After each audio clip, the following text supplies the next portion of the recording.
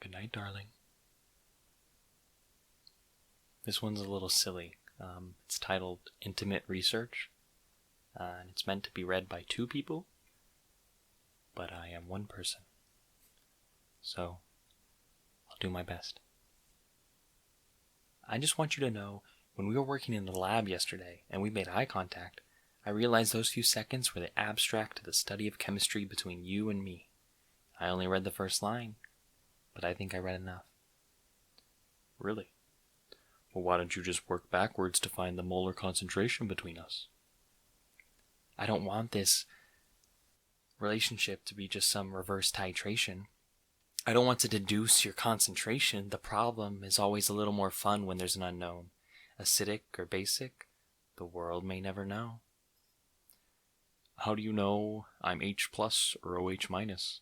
Are you saying I like to give everything I have or strip things down?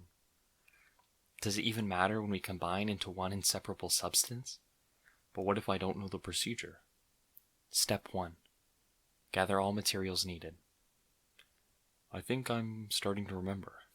Step 2. Spend time together, me and you. Step 3. Keep substances in contact until reaction is complete. What will we make? An acid? A base? A salt? A sugar? This could be something sweet, or it could just fall flat. I don't know. I only ever read the abstract.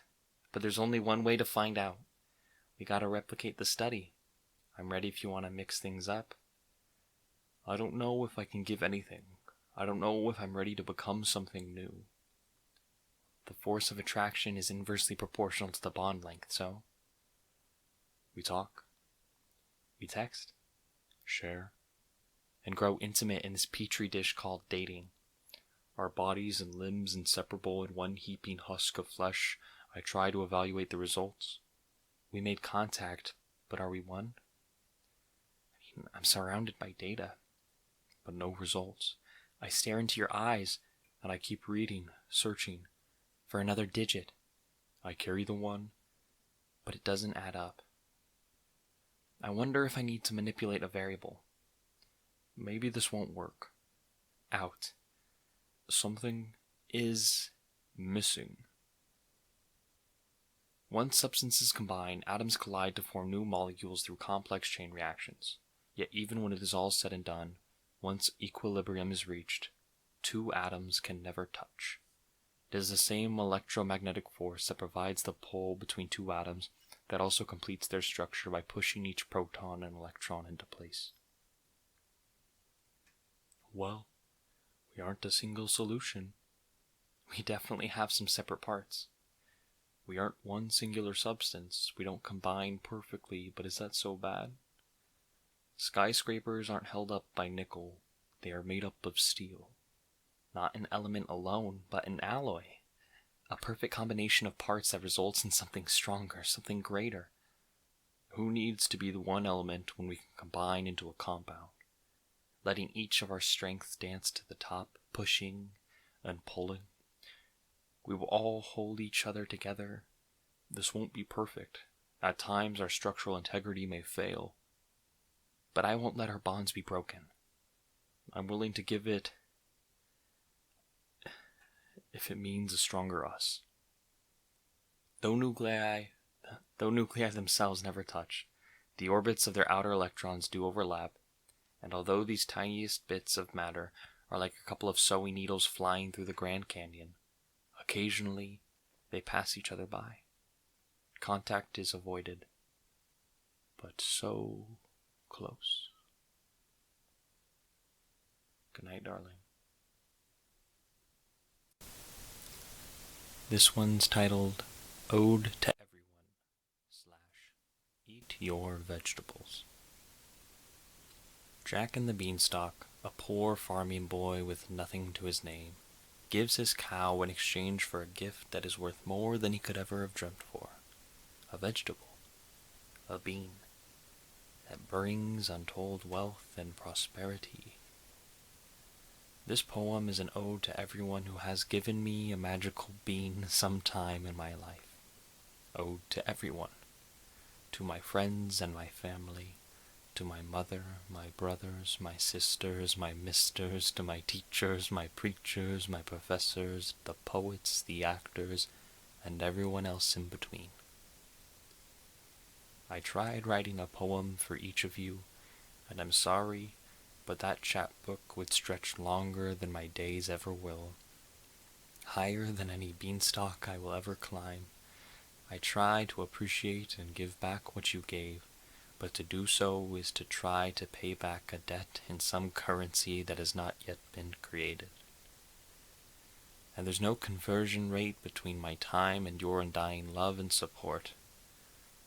I love you all so much. You have picked me up once I've fallen from the wall. You have helped to put me back together and shown me I was never really broken at all. I tried to pay for a man's drink yesterday. He told me no thanks. He said he was paying forward what was paid to him as he sat down and gave me more guidance for the future than I ever could have bargained for. And you all are a beautiful sight. If I'd given a single letter for all the actions of grace you all have so freely given, the whole Library of Congress could be rewritten. If I had a penny for every time someone in this world had done something kind for me, I would be able to make everyone's college education free. If the world had received a penny for every time I did something kind for it, I hope there would be a few dollars. Imagine countless bags of beans, so many that you planted as many as you could see of these little seeds, and you still have bushels to spare, bags stacked miles high into the air. I sautéed a few of these little suckers up, your tokens of generosity, and thank you for showing me how to eat my vegetables. That I might not always want to eat a rutabaga when given a cookie, but staying covered by the comfort of my comforter isn't always what I need to grow, and so much more. You all have shared so many varieties of niceties that Jelly could learn a thing or two, so many that I have now tried vitamins B3 through 13. You've created new combinations of codons that all catalyze the creation of a better me. Sharing the secret recipes hidden in the experience encrypted on your DNA, these little nutrients help me to grow in ways that I can only attempt to comprehend. Thank you for pulling me from the graveyard when I tried to dig my own grave. Thank you for unzipping my mouth and waiting for me to speak. Thank you for bearing with me when I think and feel the same way I wore my t-shirts in the 3rd grade. Inside out and backwards. I am weak. I have only 2 hands and 10 fingers. But it is these small beans that I've been given that help me to grow my sprouting roots for a foundation of love that will outlast any calamity. Earthquake or heartbreak, tsunami or loss of family. Without you all, life would be like Sisyphus. But I now know that I can make it through this. Life hasn't just handed me lemons, it has tried to shove pesticide-ridden GMO rotten lemon peels down my throat. You guys have held back his arm, grabbed out the compost and taught me how to turn what once was full of death into life.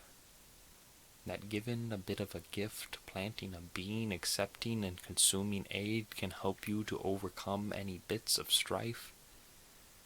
I know every dish isn't the most savory, but at least now I can get through the most nutritious ones of all. Growth can't come if we only eat sweets. Thank you guys for showing me how to eat my vegetables. You all have made life a sitcom, a sappy romance.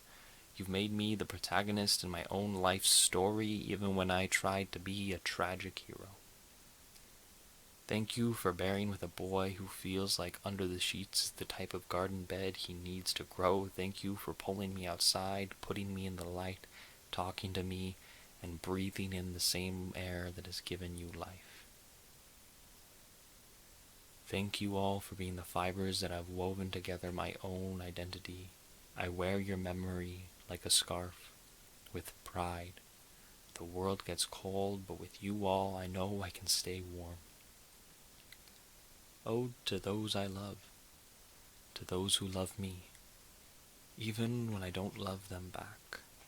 I know I don't say it enough, I know I don't feel it enough, but it is true. I love each and every one of you. Keep planting, and please, eat your vegetables.